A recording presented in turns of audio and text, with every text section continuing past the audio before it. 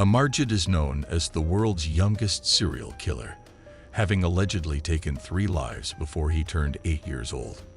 Amarjit Sada, the world's youngest serial killer. Amarjit was born in a poor village called Muzahar in Bihar, India. His family struggled to make a living.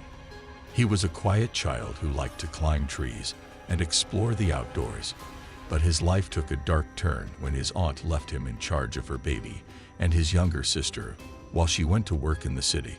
While caring for the baby, Amarjit began to act in a shocking way. He started by pinching and slapping the infant, seeming to enjoy the baby's cries. This cruel behavior escalated when he tried to strangle the baby to stop it from breathing. After killing his cousin, he buried the baby under some grass and went home. When Amarjit told his mother about what he had done, she was horrified. Instead of taking him to the police, his father punished him physically but decided to hide the truth from his aunt by making up a story. The situation grew worse when Amarjit killed his 8-month-old sister while their parents slept. Some family members knew about the incidents but chose to keep it private, avoiding outside help. In 2007, Amarjit killed a 3rd victim, a 6-month-old girl named Khushbu. Her mother reported her missing after leaving her to sleep at a primary school. Amarjit later confessed that he strangled Khushbu and hit her with a brick. He then took villagers to the spot where he had buried her. After being caught, Amarjit admitted to killing his sister and cousin as well. His methods were alarmingly similar. Despite his serious confessions, Amarjit often smiled but remained mostly quiet. In India, children cannot be sent to prison. Instead, they can be placed in a children's home until they turn 18. Psychiatric evaluations showed that Amarjit had serious behavioral issues, and he was sent to a facility in Mundra for care. Beaver Brothers. The tale of Robert and Michael Beaver is one filled with horror and tragedy. In 2015, these brothers were involved in a brutal crime that shocked the community of Broken Arrow, Oklahoma.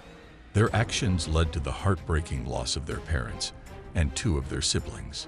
On July 22, 2015, the Beaver brothers executed a chilling plan inside their family home. Armed with knives and a hatchet, they launched a violent attack against their parents, David and April Beaver, and their younger siblings. The assault was marked by extreme brutality, resulting in the deaths of their parents and 2 siblings, Daniel and Victoria. 2 other siblings were present during the attack but managed to survive, although they suffered severe injuries.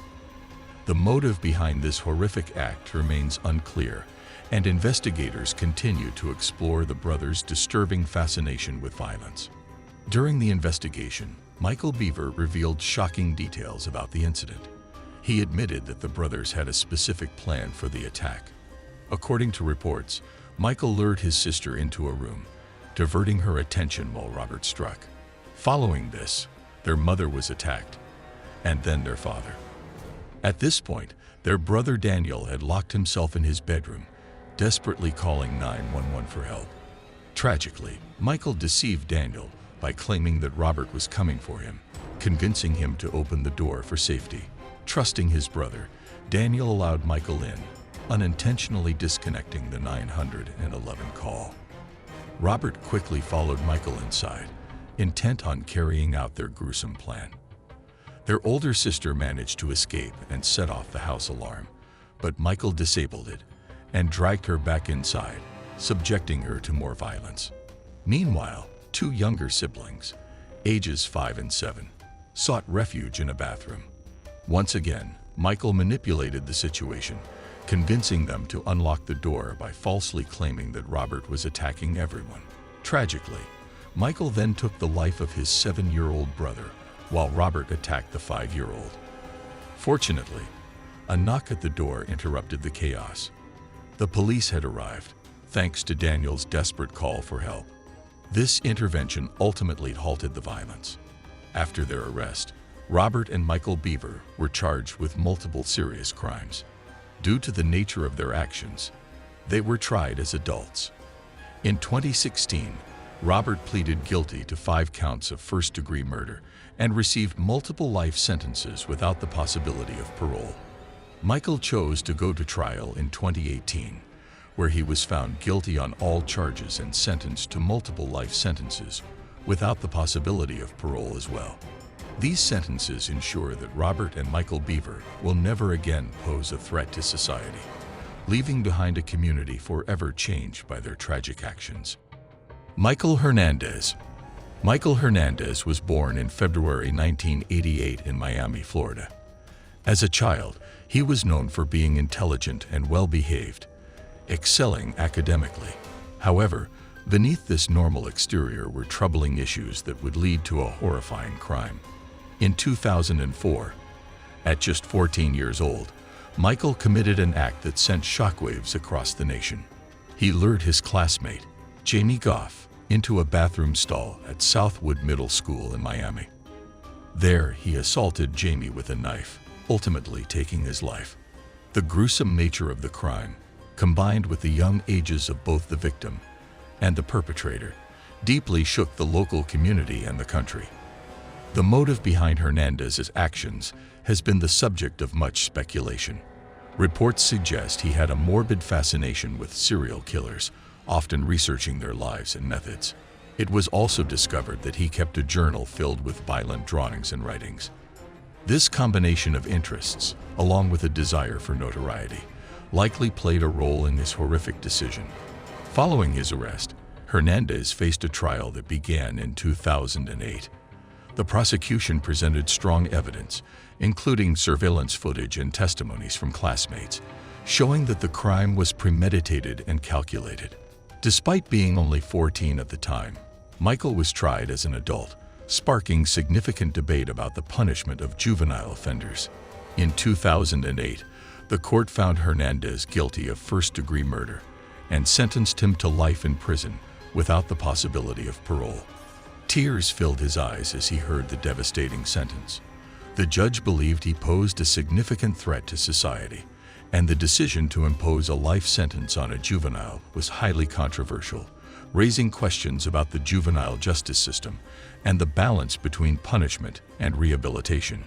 Since his conviction, Hernandez made several attempts to appeal this sentence, arguing that his age should be considered. However, he never had the opportunity to leave prison. Tragically, in 2021, at the age of 31, he passed away behind bars. An autopsy revealed that he was morbidly obese, standing at 5'10", and weighing 285 pounds, and had suffered from cardiac issues.